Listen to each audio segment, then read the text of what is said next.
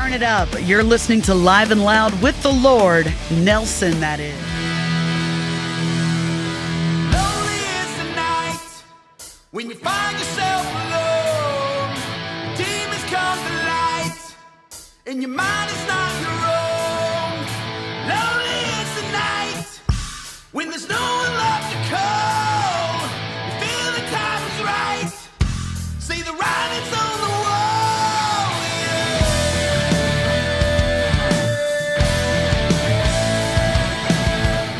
All right. Ladies and gentlemen, once again, you know who it is. It is yours truly, the Lord. Nelson, that is, from the podcast Live and Loud with the Lord on the CMS Network. Yeah, with 5 Royals Entertainment. And ladies and gentlemen, we have 2 unbelievable and great human beings and individuals. Yes, indeed, representing an amazing band. But of course, you know, I'm going to take the time to read off a little something about them because I like to big up my guests. So if they don't mind me taking this moment to express my feelings about what I see and what I've heard. So I'm enjoying it so far. Awesome. So ladies and gentlemen, when I first heard this band, I was like, damn, I felt the presence of my youth, yet was introduced to a sound that can compete and even beat a lot of the music today. Orchestration so beautiful, tight and bold where it needs to be, and subdued enough to let the amazing vocalist ride the waves of rhythms like a professional surfer with a confidence on par and possibly greater than many of your favorite artists past or present. This is the way I feel. This is my opinion. So I believe big things are on the way for this band, and we salute their journey to greatness. So without further ado, we welcome and bring to you Sygnal To Noise. Yes, indeed. Got to clap them up. Yes, indeed. Yes, indeed. So for all the love you just gave us, the check's in the mail, by the way. Yeah. We got you. Hey, I'm just keeping it real, man. That's how I see it, man. I took my time to really listen to your catalog, man, and I enjoyed it, man. It was really, really good. Very kind of you, man. Very, very kind. Thank you. Really, that means really a lot. Good. No doubt. So the first question I like to ask everybody is, where are you guys from? Maine. Kentucky, Maine, Kentucky, Maine. Maine and Kentucky. So the majority of the band's all from Maine. She's the only one from Kentucky. Yeah, okay. That's indeed. So we're based in Maine. Based in Maine. So, well, I'll get this from both of you. So what's the best thing about being from, let's talk to the ladies first. What's the best thing about being from Kentucky? Countryside, the just horses, and I don't know. I love the water, so being in Maine is better for me because I love the water. But Okay. I love my own state too, but I love the ocean. So Indeed. So really, Kentucky's more countryside, mountains, and horses, and cattle, and fields, and Yes. Lions and bears. Oh my. cow poops. No, it's a beautiful state. It's a beautiful state. I love it.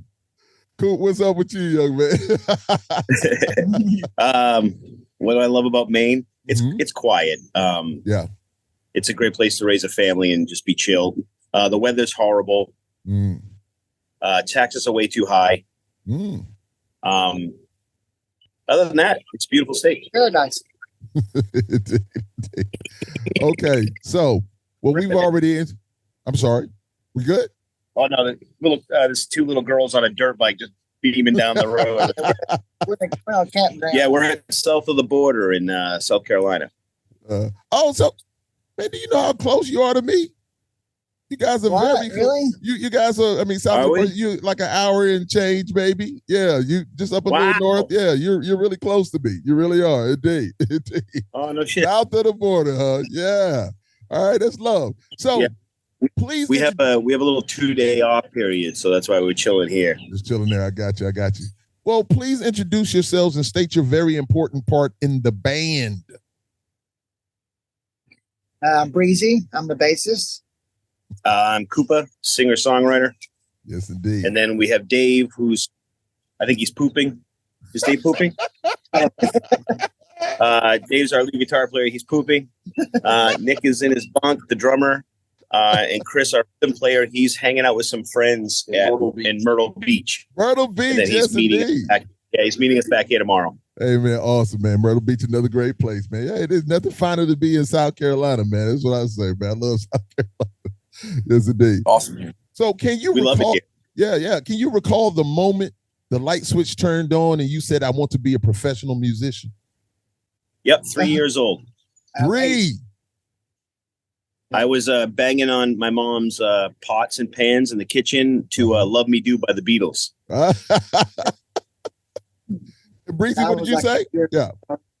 Started all my life. Grew up in a gospel, country, bluegrass family, and music was always in my blood. So I've always wanted to do it. Got you. So were you in bands before now? And if so, what is it about Sygnal To Noise that stands out above and beyond those bands? Well, for me, my last bands, it just felt like, and I love those guys, and I don't mean any disrespect, but the drive and the dedication wasn't there as much. And I was always looking for that. And for me, when I come across Sygnal and they needed a bass player, I was like, hey, this is a band that's got their shit together. Right. Had their own tour bus, already got a lot of, recognition and experience under their belt. So I was like, this is what I want to do. So awesome. Yeah, cool. I'm waiting for you also. Oh. What was the question again? You just looking at all the south of the border, man. I get it, man. I get it. So yeah, I'm soaking it in, man. That's all. So were you in any other band before Sygnal To Noise, or was this your baby? This was it? Yeah, I've been in previous successful local bands in my state. I almost signed to Universal once. Oh, really? So I've come close. I've done a lot of tons of radio and TV and big shows and stuff, but I had the same issue every band I was in, and it only went so far, and then no one wanted to. Once the real work needed to be in play, no one wanted to. Everybody's like, and now most of those guys, I love them all, but they're all in cover bands, just hanging out at home doing the cover band thing, and that's just not for me, man. It never has been. I just can't be. You know what I mean? I love writing, and I'd rather play in front of 5 people doing my own stuff than 5,000 doing a tribute band or a cover songs that I didn't write. Just no, I got you, man. I just kept drudging. Here we are. Yeah, a lot of people don't understand how much work it takes, man, to really do. Oh, it's a lot. And the love and passion that you have to do what you do, and they think it's a lot easier. They just see the glam part of it, but it's work that we love. So, hey, man, I agree with you 100%, man, 100%. So I like to ask this question and since have you ever been performing, either one of you, and ever caught yourself watching the other, musicians on the stage with you and be like, damn, they're so talented, man. Wow. Oh, every all night. the time. Every night. All the time. Nightly. I asked that question because I just remember performing with Stuck Mojo. So here I am, just doing my thing. We got all these people out here, and then I just looked to the left and to the right, and then I was just like, man, I was like, man, don't forget your lyrics, man. Because we're performing together. So it's like I'm really focused out here. And then it was just like, man, I looked over there at Rich one time I remember so clearly. I was just like, I just stopped and I just looked at him and I started listening. And I'm just like, look at this. What the hell? I was like, have I never paid attention to this before? During all the rehearsals and everything, it just hit me. So I was just like, I needed to ask you guys that question, most definitely. Yeah. Yeah, that feeling never leaves me. Yeah. I every time we're up there, I look around and I'm just thankful because I've gone through a lot of band members in this band. So with this lineup, these guys, it's just a wonderful feeling. We're way more, we're a unit, we're a family. And when you're up there and you respect all of them and we're all on the same page, we're all just vibing, there's no better feeling. It's better than friggin' anything. I agree. And it makes all the crap okay. All the crap behind the scenes that fans don't see. It makes all that fine because just for that, that half hour or 40 minutes you're up there, it's just magic. It is. That's why we keep doing it. Yes, indeed, man. It's awesome. Gives me goosebumps seeing my fellow band. I mean, I look over and I'm like, what the hell are you doing? And I just get goosies all over me. She gets goosies. I get goosies. She looks over and she's like, damn, my singer's friggin' handsome. The man he is. Hey, man, speak your truth, man. I love it because I know I feel the same way about me. There's no doubt about it. Can't nobody tell me anything different. I love me, indeed. So I have a good friend who always speaks about the sonics of a song and how they move him. Do you have any one thing within music that moves you in a special way? Oh my goodness! Let me answer this one real quick. He wrote a song about his grandmother, and recently I lost a 5-month-old granddaughter. Oh, I'm sorry to hear that. As friends. So the song to me that affects him that way affects me in a different way with different people, you know. Mm-hmm. And it's one of those songs that when we play you have to fight to keep the tears from coming, you know, down. So it's really, to me, it touches me like really, really heavily. And as the writer of said song, it's a beautiful, it makes it more emotional because that I'm just very attached to it. Obviously, I'm writing for, you know, my grandmother basically raised me. So the song is very personal. But then knowing what she went through and then she took it and it means a completely different thing for her. That's just a beautiful, magical thing that happens. As a writer, you never expect, you don't think of that. You don't think of that human connection that someone else is going to take your song. Chris Cornell said it best once. He's like, when you write a song, the minute you let it go to the people, it's no longer your song. Right. Yes. Because people take it and it's their song. Their own interpretation of what it is. And you see people out in the crowd and you see them and they're starting to tear up. And then it makes it even harder for you to fight, you know, hold back the tears too. I literally cannot play that song live without fucking crying and making an ass of myself every damn. So we don't play it live much because I'm just a busted mess every time. Right. I just got you know, goosebumps so crazy, man, because I picture everything so well. I'm super visual. And so I'm hearing it and I'm seeing you do it. And yes, indeed, man, those things that when people hit you and fans hit you and they're like, hey, this helped me get through this. You know, I've done like some EDM stuff and I have had a song called Breathe that I was just like, well, I'm not gonna put it out to the metal people and stuff like that. But I was just like, you never know. Somebody's like, no, put the song out there. It's just, it's music. You know, music is universal if it hits them. And then so many people came back and was just like, thank you. Thank you for telling me to breathe. Thank you for telling me I needed that. And it was just like, you know, I was taken aback like, wow. Oh my gosh. So, isn't that cool though? Yeah, it is cool. So then I wrote another song on the last album with me and my boy Matt Acevedo with Plastic Catastrophe with Lord Nelson. It was like, you never judge a book by its cover. You never, you know, you just put your music out there and let it be what it's going to be, man. And definitely. So you guys saying that is a beautiful thing, man. Thank you. Yeah. Thank you. I tell people all the time that I can't stand genres. They've always annoyed me. I think good music's just good music. It doesn't matter. It doesn't matter. Man, if I was there, I'd hug you right now, man. Because I asked that question too, because I have a term called no well, genre. We're only an hour away. Say again? We're only an hour away. Yeah, we're only. That's right. I mean, listen, you're closer to you, but listen, you're really close. No doubt. I'm right here in Irmo. I'm not far from you. Yes, indeed. Come get that hug. Come up here. We can have some tacos. Can't go wrong with a taco. So your sound is big and bold with just the right amount of aggressiveness. So with the perfect blend of powerful melodic vocals where the listeners want to sing along to the catchy tunes, was this the strategy from the jump or did it just happen organically? Organic. Well, no, there's a strategy to it in the beginning. So the past bands I was in, I've been in so I was in a 90s grunge band back when grunge was, you know, huge. And so there was that mashed potato, you know, and I was a drummer in the 80s.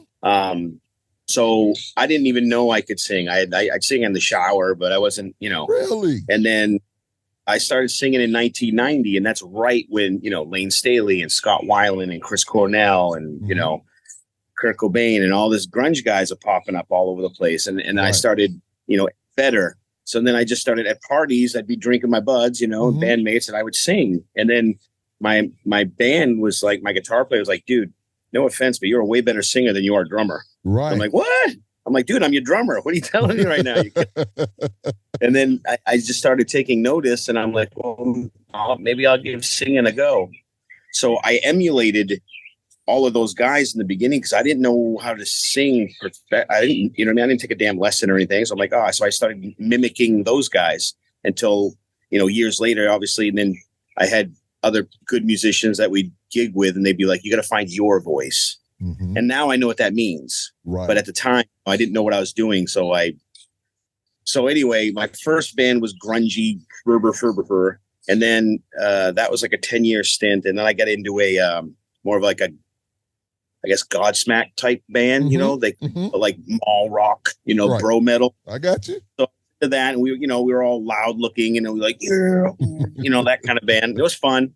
A lot of ladies and partying and craziness, but the music wasn't. I just didn't feel. But then I got into a band called Hour Past, which is we're on iTunes and all that stuff. But they were beautiful players. They all of a sudden I got with a bunch of guys they've never played out before. They were all closet musicians, but they were like Berkeley players type talent. So I had the experience of gigging and playing, but I didn't have that talent. Right. So when I got with, they made me a better singer because I had first of all, they were tuned in standard tuning. Mm-hmm. So I had my voice, I had to jump up an art, you know what I mean? And they would just write these beautiful, just melodic riffs. And it just forced me to come up with better melodies and better lyrical content because it was like real music. Right. It felt, and I was emotionally attached to it. So I thank them a lot. They made me a better singer. So when I made this band, which originally I started this with my son, who's no longer in the band, but he's on the first 3 CDs. Mm-hmm. I retired from this actually, and I only got back into it for him. And then he ended up quitting the band. So now here I am still doing it. But the goal was to take the pros and cons of all those past bands and try to find the right little formula, because I just want to touch people. Right. And I'm like, how am I going to write music that everybody's going to kind of dig?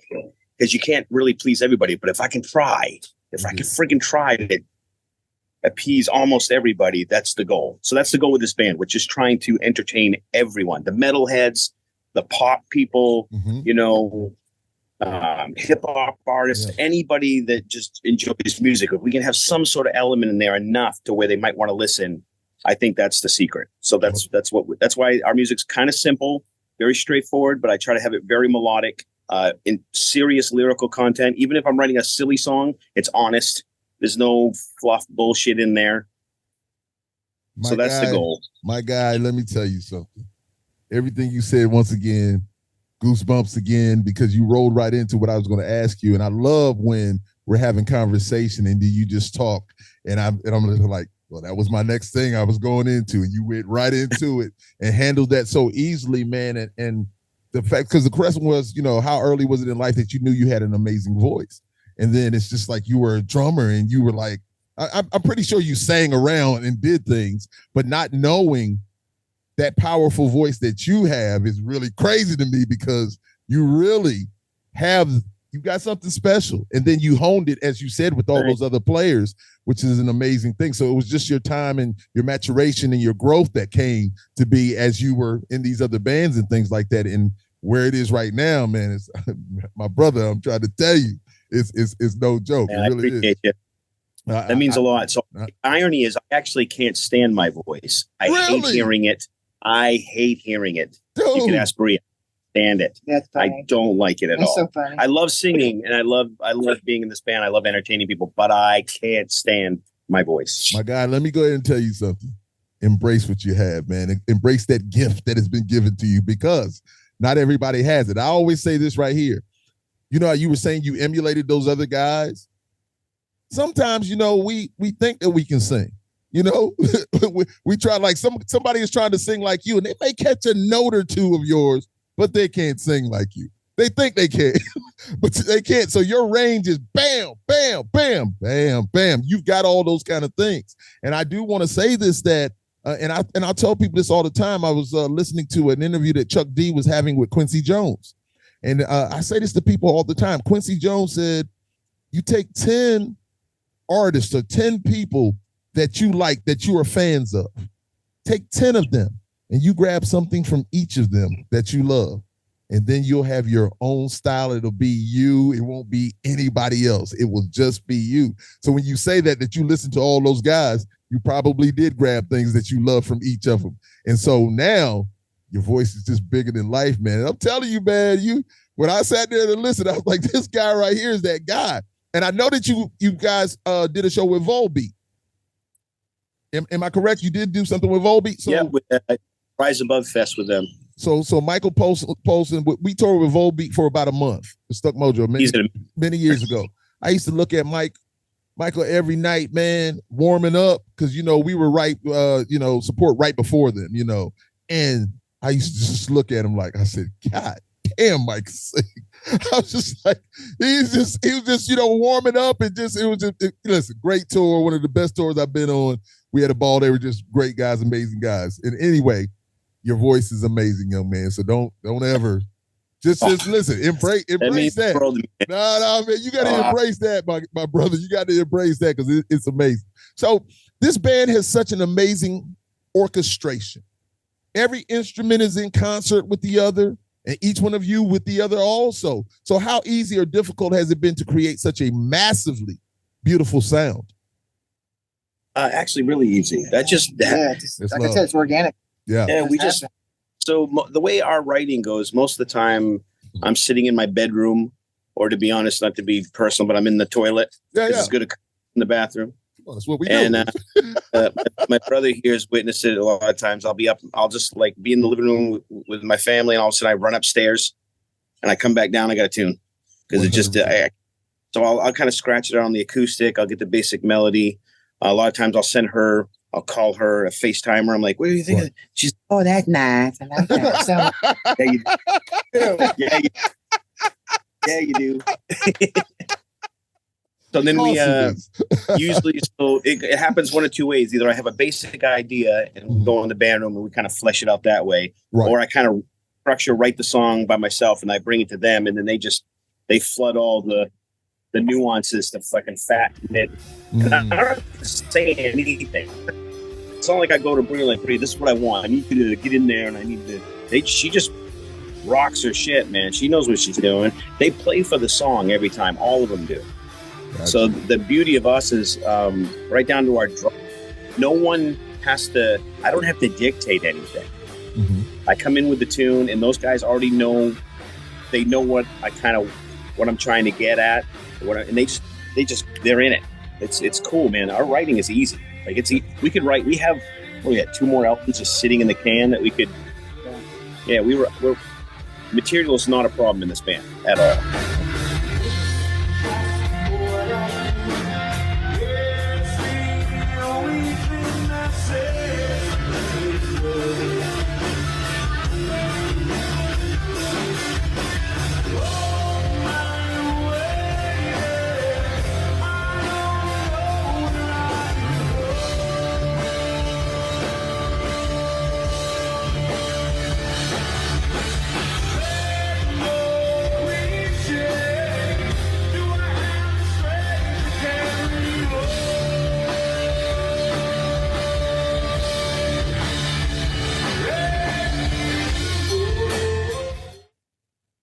Cool. Oh, by the way, I want everybody to see my shirt.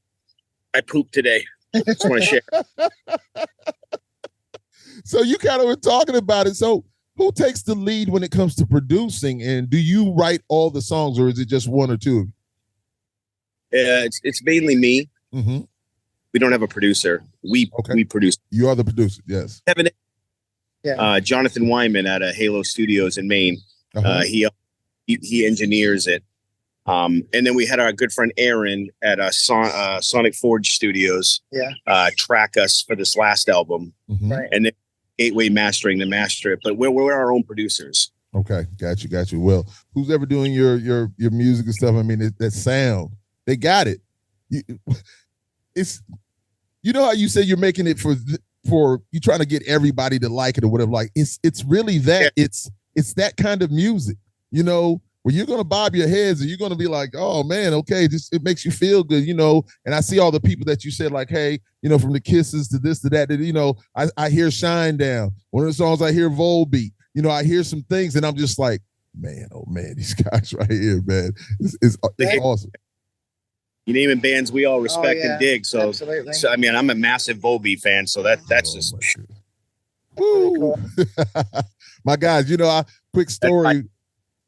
Quick story with them. Jan, the drummer, after we did the tour and we were in Osnabrück for the last show. And, everybody gets together and takes pictures and all those things like that. And I just remember Jan coming up to me and he's just like, Lord Nelson, you guys made us work so hard every night to come behind you and do. And I'm kind of looking at him and I'm really a super humble person. And I just looked at him like, man, I'm watching you guys and the greatness that you guys and watching you guys control this crowd. And because the crowd, they were really there to see Volbeat, but by that third song, Stuck Mojo had them. We had them. And so they were just like, wow, okay. So when he said that, I was just like, man, that made me feel good. But I was just like, hey, man, but it was great. So those guys are some great guys, man. Most definitely. No better compliment you can get than when the band you're supporting, you get that kind of, that's how the Cold Camp with us they've been that way with us. They're wonderful. Oh yeah. And they've been nothing but supportive and they keep telling it. And I mean, I love Cold. Scooter's like the man. Oh yeah. So this tour has been beyond amazing for us. Yeah, it has been so wonderful. We all feel like family. Yeah, and to be one-on-one with him and stories, and he's such just a down-to-earth human being. Oh, you know how when you meet people sometimes that you kind of idolize and then you meet them and then they end up being a dickhead and that just sucks. So I can tell all the fans out there of Cold, as you probably already know, Scooter's the man. He's just an awesome human being. Great human being. And the rest of the band is too. The whole entire band. It's just freaking awesome. Yeah, we're having a blast. I'm like a little kid in the candy store. Yeah. But that's the way it's supposed to be. And you would pray that happens when you're out there with these people, as you say, like that are on a bigger level or larger level, and you see them. And that was the thing, like even with Michael, when he first saw us, he came to us and he was just like, hey, fans of you guys, and hey, we just want to have a great tour or whatever like that. And that's me. I don't want any drama. We're here to perform for the people and do what we do. We all have egos, but let's check those egos and let's just have a great tour. Let's have a great time. Stage is what I tell people. Put your ego on the stage for the peeps. And then it should be gone the minute you're off that stage. Exactly. 100%, man. Just having a great, great time. So before we get into the music, definitely, how has the lineup changed over the years? Because there's been a few things. So how has it changed over? You can tell me, you can speak to that. All right. So as transparent as possible. I've gone through 18 band members in this band. But this lineup here, we've been a crew now for what, 4 years? 4 years. This is we're good. Got you. We're good. Sometimes it's like making an omelet. You gotta take they work. That's not fluffy enough, and the cheese dripped out. I got the perfect omelet right now. Hey, that's beautiful, man. That is beautiful. Definitely. And you guys do. You guys have a great sound, man. I'm telling you, no doubt. Loving it. All right. So let's talk about the releases. All right. So Without Color, released 2015. So what direction were you going in, and does it have any sentimental value for you? Without Color was our first EP. We were only a 3-piece band. So I was on vocals and bass. Mm-hmm. My son was on drums, and we had Ted Millington on guitar. Okay. So the goal with that was to more of because we're just a 3-piece, I wanted a very stripped down sound because I didn't want to jip people when we got live. Gotcha. So as far as lyrical content, a lot of deep crap on that record. That was stuff. I was dealing with my brother's alcoholism.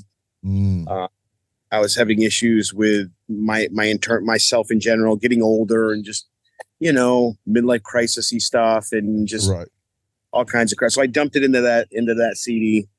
But yeah, pretty personal. And then there was some, I went through a really bad breakup, horrific breakup that I'm sure we've all had.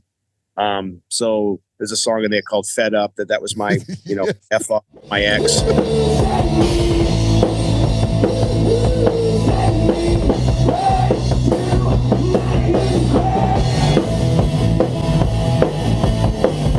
I can't stand you anymore.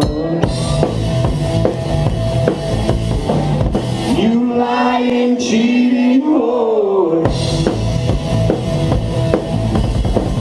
Why can't you just shut your mouth? Yeah.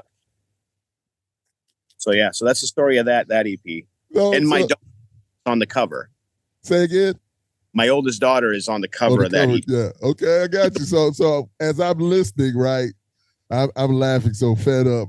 I'm like, I wrote my notes down here. I'm like, ha, letting her know, breakup song. And I was like, he really went in.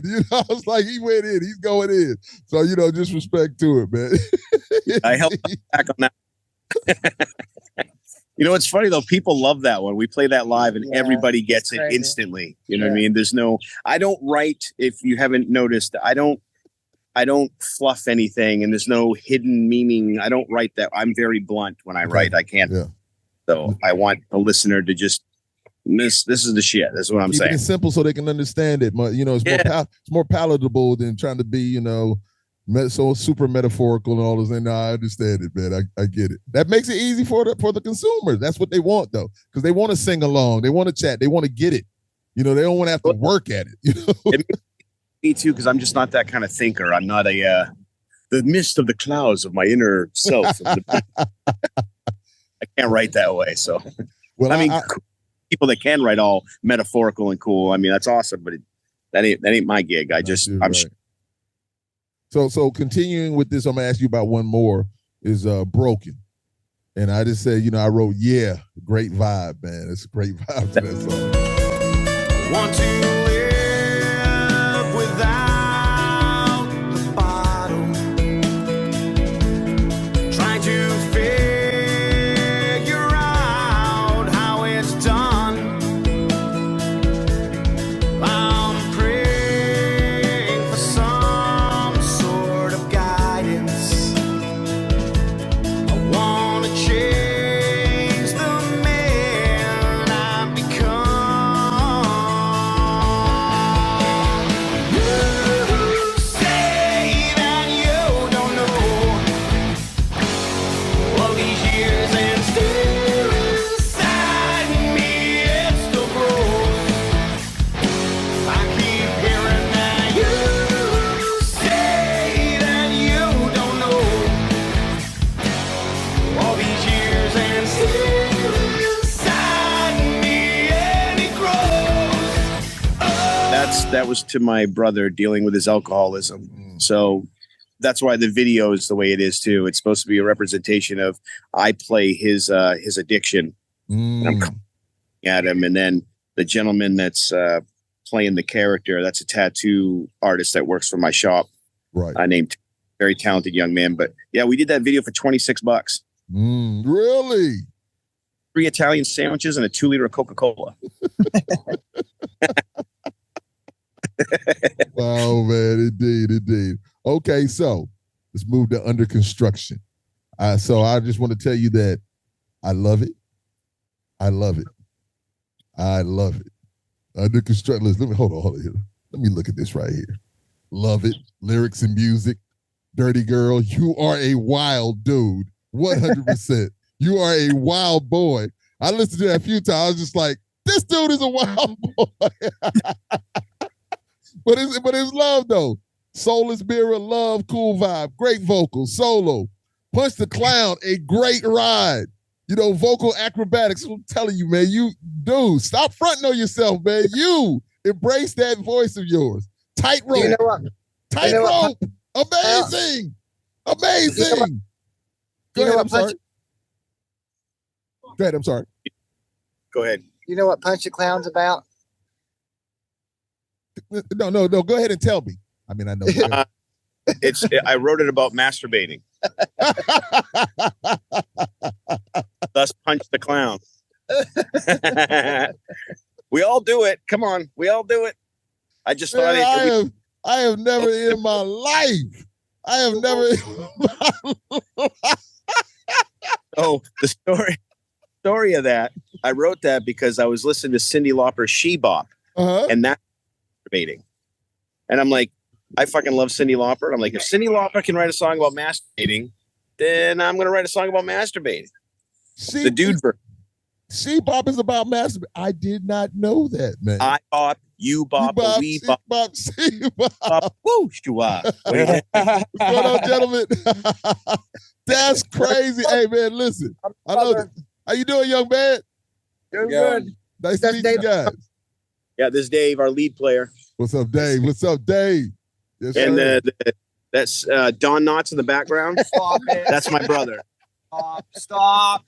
Tell me I'm lying. Come on. No, stop. No, Come on. edit that out. Cut it. No. That's like Don Knotts' son right there all day. Love Andy Griffith. You are a funny guy, man. You are a funny dude. That is all. And listen, it's all love, though, man. You know, take it all this time, man. That's all love. And, oh my goodness, man. No, that's beautiful. Listen, let me get back on track, man. You making me laugh, but that's beautiful, man. It's beautiful, indeed. So, but I just want to let you know once again, under construction, super amazing. I really, really, really enjoyed that. Okay, Horns High, which I have a song called Horns High that I've never released, but Horns High. So love the energy and the nice balance of this. So tell me about Horns High. Horns High is just a tribute to rock and roll in general. I wrote that just to kind of give homage to my heroes. That's why I talk about Dio and, you know, Johnny Cash and, you know what I mean? It's you know, the rebelliousness of what rock and roll was meant to be. Right.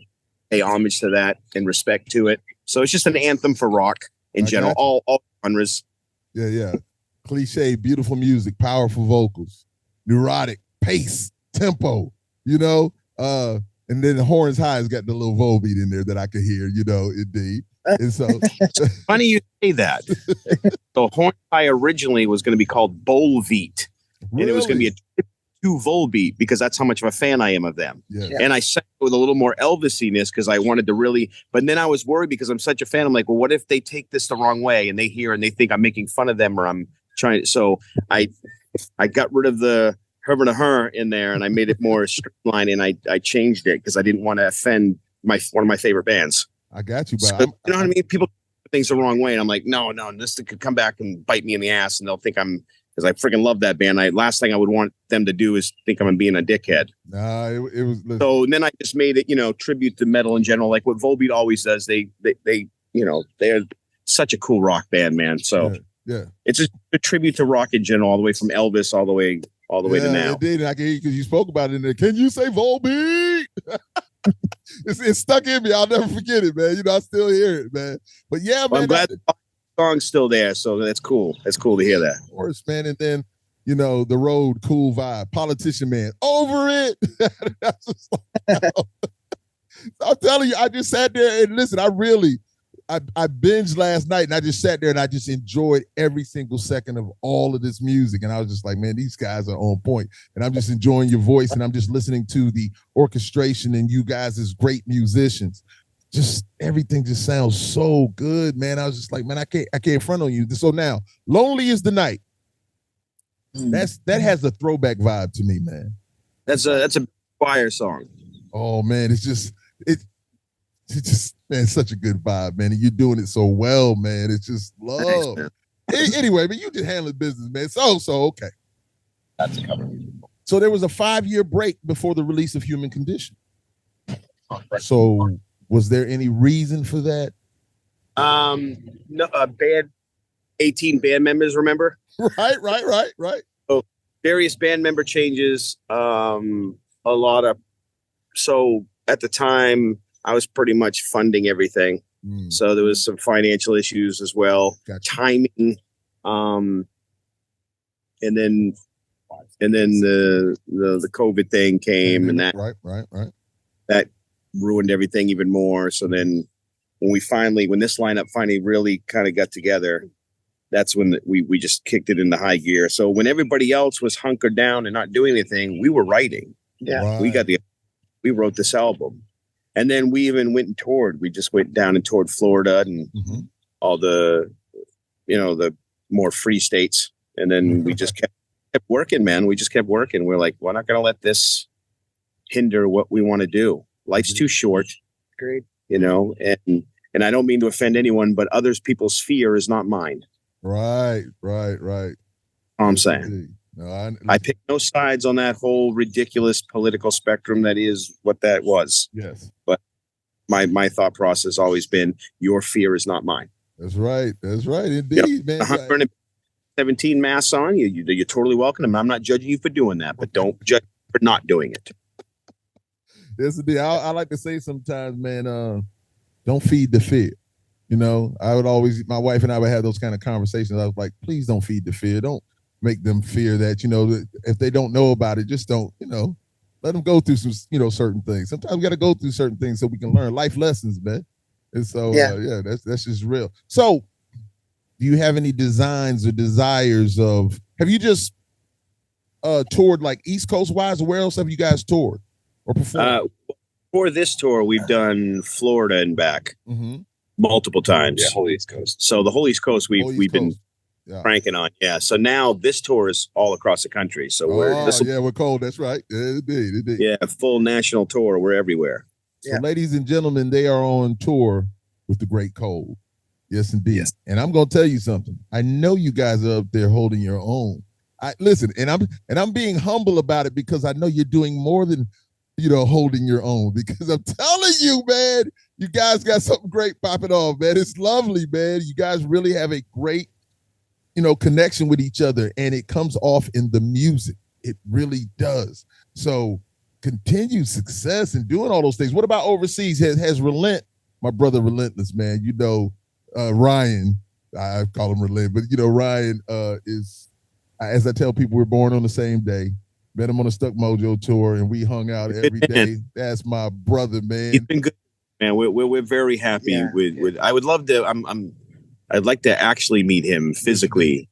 Yes, indeed. You know, shake a hand, say, you know, thank you in person. But he's been very cool to us. Yeah, he's a great guy. You know, he's in our corner for sure, and that means a lot. They definitely. As he says, you know, we need more great human beings, more good human beings, man. We don't have enough of that in the world, you know. And I agree with him 100%. That's all we can do, right? Yeah. I took that and I use it all the time. I was like, we just want to see, you know, better human beings, man. Can we just be that? You know, you get to the point where you just start looking at people, man. I was never that person. I was just so wide open and just love. And then I was just like, the world's not crazy. It's the damn people in it, man. So I'm starting to look at these people like, damn. I was like, I can't. I always say I love everybody. You know, you either love me or you love to hate me, but it's all love to me. You know, that's the way I live my life. You know, Me too. yeah, I really live my life like that. But then I just got to the point where I was like, man, there's some really hateful people out here that they just don't care, and that's not on my spirit. So I have to turn that channel off at times. I was like, let me change my channel. You know, like what I tell these guys, what our motto on tour is, kill them with kindness. Yes.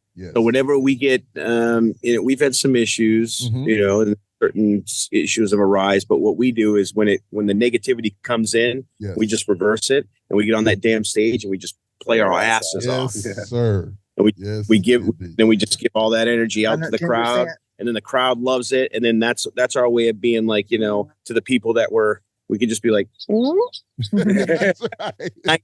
way possible.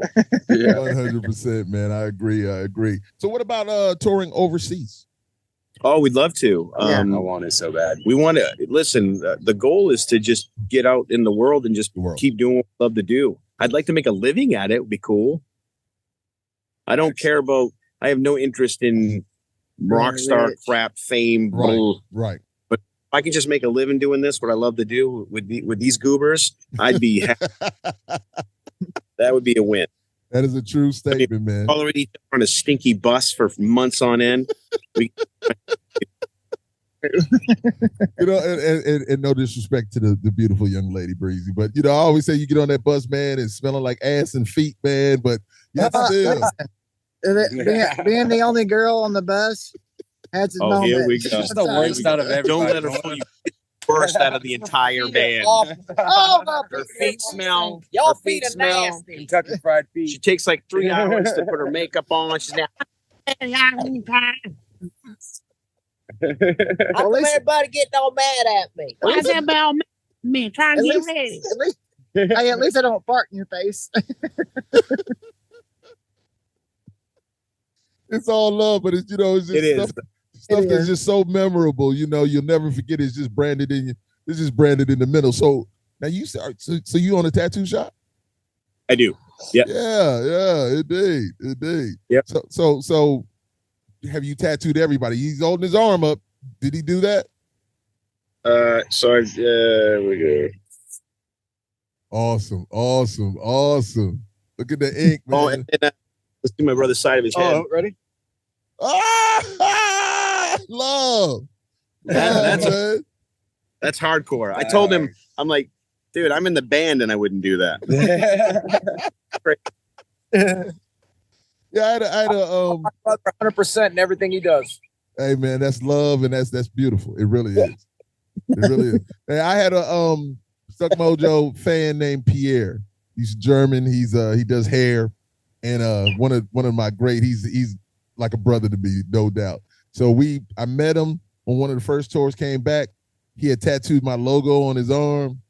Man, you want to talk about something? So he was just like, I know you think I'm crazy. I was like, nah, I don't think you're crazy.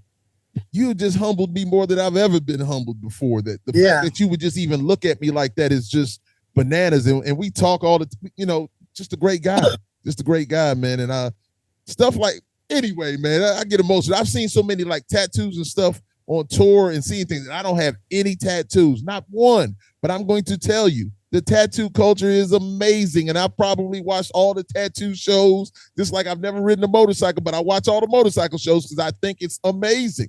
So you guys doing your thing and you having that image that you have, because I know you go on stage, Cope, and you handle your business and you dress the part. Listen, you're a front man for real. I always say that, like Benji Webb of Skindred. It's like, we did a show. I did a show with him when I was with Lies, and I looked at Benji. I was just like, Benji might be the best front man I've ever seen in my life. Just seeing him control things, but he came on stage with that look, as you do. He went in there like, I'm about to entertain these individuals. So I'm coming out here, and I'm not just going to be that guy that you see every day. And so I look at you and your tattoos and your hair, you think, I was just like, he's got it, and he understands it. And then he's got the voice to back it up. So I said, this shit is motherfucking amazing. Excuse my language. I'm just like, it means a lot. You should come to the show as our guest. Yeah, and listen, we're gonna have to make that happen, most definitely. I'm enjoying my podcast, working on new music also, but definitely I still need to get it. I've kind of gotten in the house a little bit. The big guys in the house doing his thing and just having fun. But I'm enjoying this so much, because I love to talk and run my mouth. I love to listen, but I love to run my mouth. So it's great. You're extremely good at it. This is one of the coolest interviews we've ever done. Oh, it's awesome. Sure. Yeah, it's lovely. Well, I always tell people I want people to understand that this is a conversation. Yeah, I'm asking you questions, but I really want to know about you. Because just like I say, I'm so super visual. So everything you're telling me, I'm seeing it. It's running in front of my in my brain, like, oh man, that's wild. Oh goodness, I love that. So that's why I laugh so hard at things, At least I didn't fart in your face. I pictured that, Yeah. So I can't help it. Sometimes it's a gift and a curse, but it's all love. Big up and everything. Indeed. That's fine. Line I shouldn't have crossed, was that? No. No, it's all love, man. Indeed. So what's happening with you right now? We know that you're on the Cold Tour, and what are your goals for the future? The goal right now, we're discussing jumping onto another tour right after this one. Okay. For like a month or two, and then we definitely want to bang out a single. We got albums. We have albums with the material, but we want to just bang out a little single for fun. I think we're gonna do a tune. So we've been jamming covers on this tour, like one, and we keep doing a different cover every night. Just messing with everybody. Nothing wrong with that. Yeah. There's one that we've done a few times that the crowd just goes mental. Every time we play it, they go crazy mental.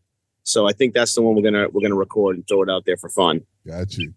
But then the goal is another album, and it just be on the road, man. I want to keep playing. Absolutely, this is what we love. Keep playing, keep writing, keep playing.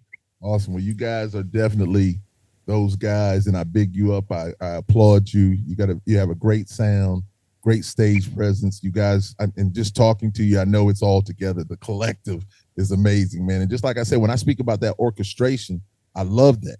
And I listen to a lot of different things, and so when I hear it, like once again, as I said at the beginning, when I first heard it, I was just like, this is amazing, man. I'm really digging it. I was like, it's just the sound is so big. You know, it's grandiose. I mean, your sound is bigger than just it's not that regular stuff, man. And no, I'm not disrespecting anything. I'm just saying it's big. It's like it should be in big places. You know, it should be that massive audience out there listening to it, bobbing their heads, having a good time, you know. That's the way I feel, man. It's my opinion.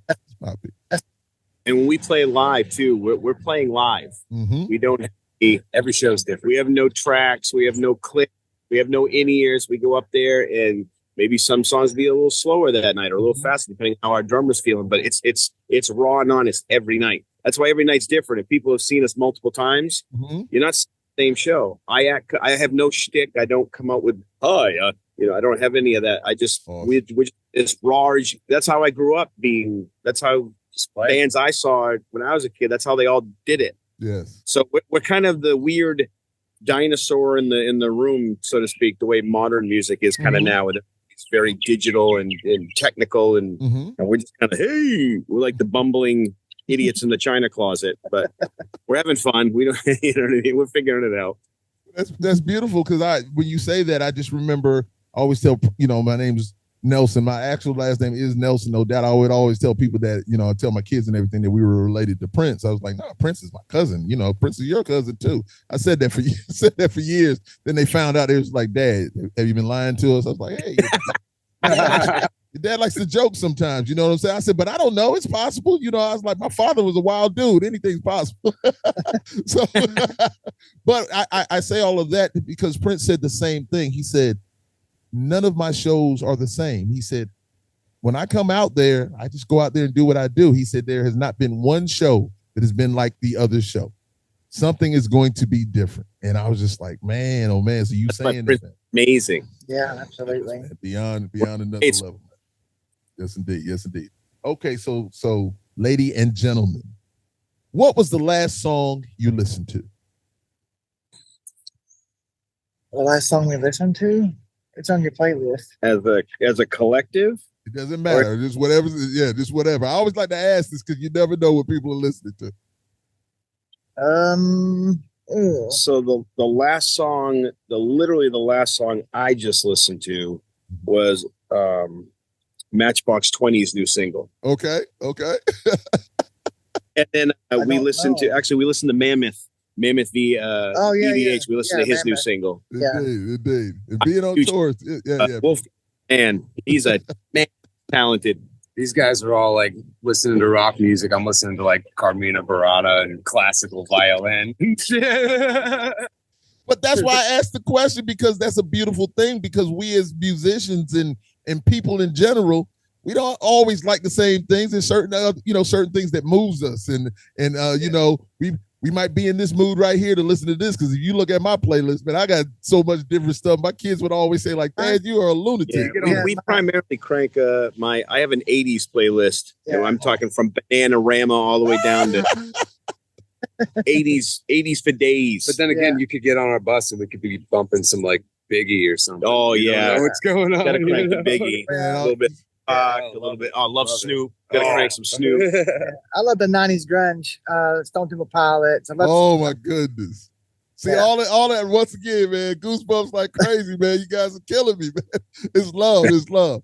Hey, well, listen, it's been a great time, a great conversation. I'm super thankful and grateful for you guys taking the time out to spend some time. Thanks, man. Thank you. It means a lot to me. And once again, I just expect, you know, just bigger and better, man, because you guys really have it, man. And thank you so much. Yeah, once again, great musicianship. All of you guys are great at what you do. And Coop, man, I'm saying it again, man, that's vocals, man, my brother. They know you're on another level. They know it. I know they know it, my brother. So you just keep doing what you do, man. And it's you guys together as a collective will continue to shine, man. So thank you very much for being here. Thanks, man. That means a lot. So if you don't mind, give the people your contact information and your social information. Sygnal To Noise. You can just go to signaltonoise.com. Everything's there. Signal with a Y. Signal with a Y. Signal with a Y, not an I. Y. Yes, indeed. Yes. Although that's an amazing Peter Gabriel song. Indeed. Well, once again, thank you guys so very much. I really, really appreciate it, and continue success on this tour, and enjoy yourselves, man. I know you will, but enjoy yourselves, man. Absolute pleasure meeting you. Indeed. So, ladies and gentlemen, once again, you know who it is. It is yours truly, the Lord Nelson. That is from the podcast Live and Loud with the Lord on the CMS Network. Yes, indeed, with 5 Royals Entertainment and the great, and one more time, and the great Sygnal To Noise. Yes, indeed. Thank you guys so much, man. Enjoy yourself and enjoy. Just give me good. Greatness, man. Love you guys. Be good. Yes, indeed. You guys take care. Peace.